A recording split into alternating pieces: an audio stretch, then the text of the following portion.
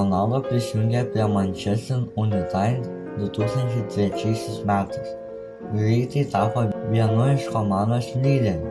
2007 metais jis laimėjo pirmąjį Premier lygos titulą, o 2008 metais tapo UEFA Čempionų lygos nugalėtoju su Manchester United.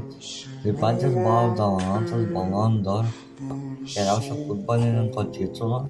Ronaldo išgarsėjo dėl savo fizinių savybių, greičio, technikos ir įvarčių.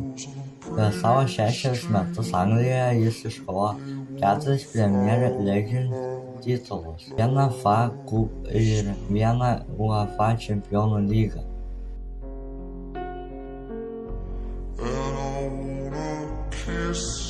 2009 metais Cristiano Ronaldo pasirašė sutartį su Real Madridu už rekordinės 94 milijonus eurų. Tai tapo didžiausia perėjimo suma tuo metu. Tai buvo naujas etapas jo karjeroje. Šiame klube jis tapo tikra žvaigždė ir pasiekė neįtikėtinų pasiekimų.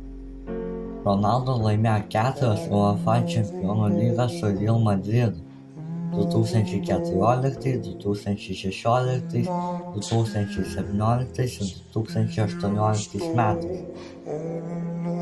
Asmeniškai jis tapo Čempionų lygos rezultatyviausiu žaidėju, be to jis 5 kartus laimėjo Ballon d'Or ir tapo visų laikų geriausias Real Madrido klubo įvarčių sosėlis.